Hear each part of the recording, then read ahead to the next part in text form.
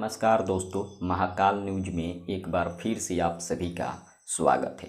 दोस्तों, hit machine Khesari Lal Yadav ji का कुछ लोग जो हैं बराबरी नहीं कर पाते हैं, और जब बराबरी नहीं कर पाते हैं उसके बाद ये लोग बदनाम करना शुरू कर देते हैं। कुछ लोगों का कहना है कि खेसारी लाल यादव अच्छा गाना नहीं गाते हैं।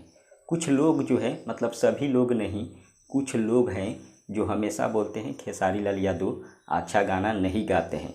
लेकिन मैं उन सभी को बता देना चाहता हूँ कि खेसारी लाल यादव जी अगर अच्छा गाना नहीं गाते तो फिर इतना व्यू कैसे आ जाता है? क्या जो लोग सुनते हुए मूर्ख है कि इतना व्यू आता है? कोई भी गाना आता है खेसारी जी का, लाखों करोड़ों में व्यू आता है। और भोजपुरी इंडस्ट्री में देखा जाए तो सबसे ज़्यादा व्यू किसी के गाने पर आता है तो खेसारी लाल यादव के गाने पर आता है।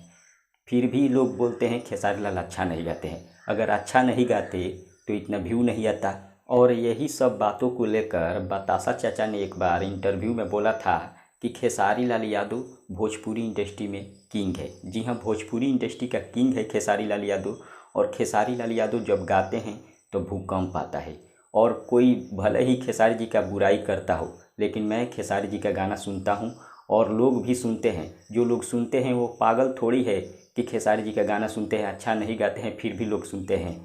खेसारी जी बहुत अच्छा गाते हैं, बतासा चाचा जी का कहना है।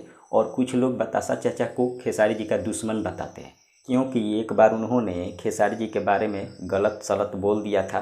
लेकिन ये सब होता रहता है, कुछ लोग ज़्यादा कंट्रोवर्सी फैलाते हैं और ये सब यूट्यूबर लोग कराते हैं। कुछ चमचे लोग हैं, वही लोग कंट्रोवर्सी कराते हैं और हमेशा भोजपुरी इंडस्ट्री में विवाद कराते हैं।